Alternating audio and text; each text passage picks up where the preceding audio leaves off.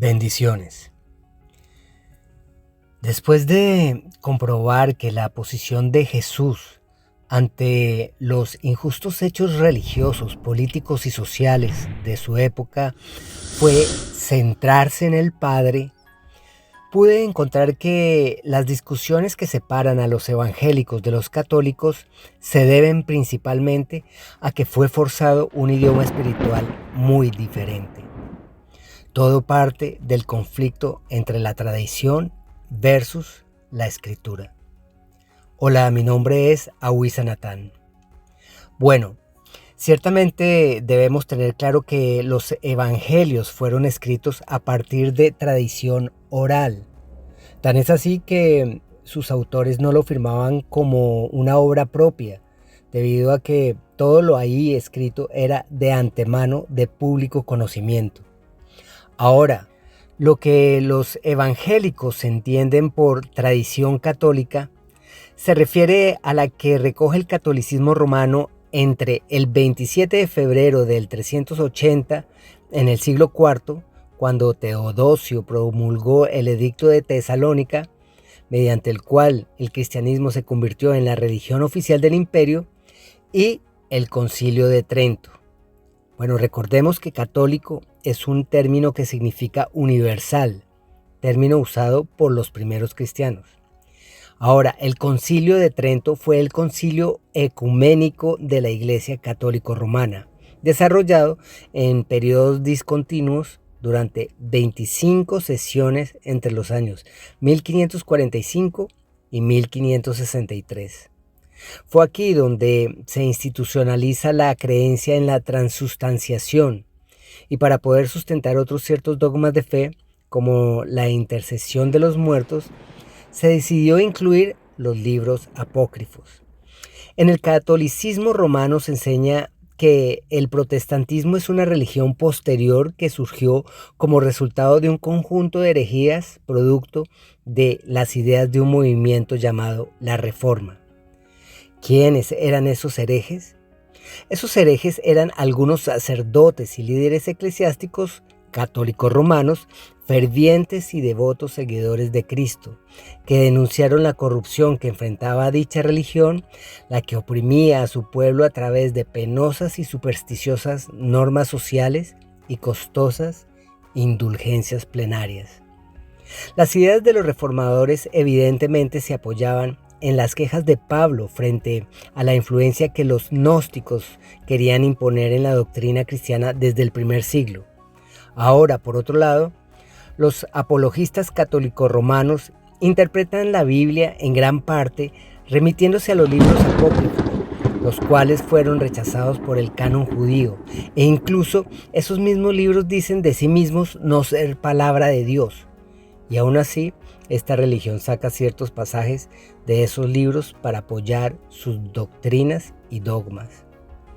Esto, en términos de la ortodoxia del análisis científico, se llama racionalizar, que es reunir la evidencia necesaria para poder llegar, así sea de manera forzosa, a una conclusión que estaba preparada de antemano. Para hacer el análisis correcto de un evento, especialmente si se habla en términos de la ciencia histórica académica, que reúne tantas disciplinas, hay que desligarse de cualquier sesgo y, usando la razón, investigar el origen, antecedentes, influencia, geopolítica, sociología, psicología y, en fin, toda una serie de variables que pudieran haber sesgado las fuentes, los datos y las evidencias, buscando llegar a conclusiones tan posiblemente insospechadas como incluso la que nos dice que no hay conclusión, pero siempre dejándose sorprender por los resultados.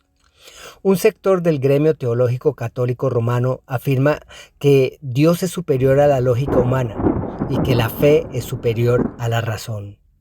Pero, apoyados en la misma analogía, debemos obligarnos a evitar ver a Dios como inferior a la lógica y a la fe verdadera como inferior a la razón.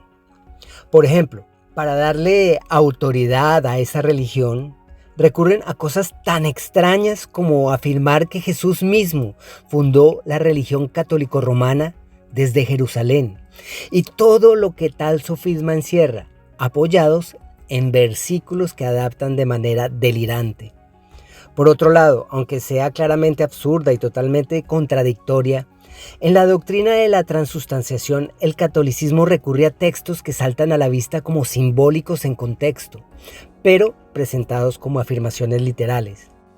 Adicionalmente, junta de manera arbitraria dos circunstancias casi que opuestas y las une, para concluir que cuando Jesús le reclamaba a los 5,000 por buscarlo solo para que les alimentara su estómago, en lugar de buscarlo para saciar un hambre espiritual que al parecer no tenían, ese fuera el preámbulo a la última cena, y así forzar la insólita idea de que ya no es suficiente el sacrificio de Jesucristo en la cruz, sino además la mediación de un sacerdote romano que realice de manera autónoma el milagro de convertir el pan y el vino en la persona completa de Jesús para poder ser salvos, obligando a Dios a encarnarse tal vez millones de veces diarias en el rito eucarístico romano.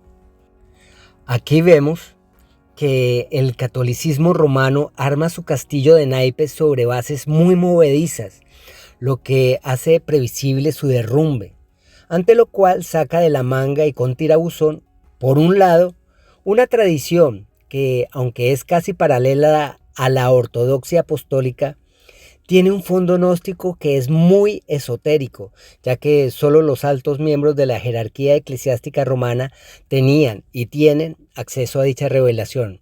Y por otro lado, da un argumento milagrero, recurriendo a circunstancias extrañas y totalmente contradictorias, basándose en hechos sobrenaturales, y así ofrecer como soporte al dogma de fe eventos místico-mágico maravillosos, añadiendo acusaciones de estar en contra de Dios si no se cree en algo que le atribuyen al Espíritu Santo, recordando que es el único pecado que Dios no perdona. ¿No es esto algo que puede rayar en lo obsceno y perverso? Finalmente, debemos reconocer que discernir este tipo de maniobras manipuladoras dejan ver la diferencia entre el trigo y la cizaña. Es así que el que lo pueda ver es por la misericordia, gracia y obra de Dios, siendo esto un síntoma de salvación.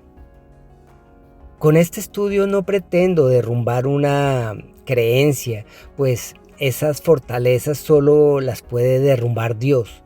Solo quiero ofrecer respuestas a aquellos que le temen a las amenazas de una religión, pero que saben por la gracia de Dios que la incoherencia no es un atributo divino y la contradicción no puede existir en la verdad bíblica. Bendiciones.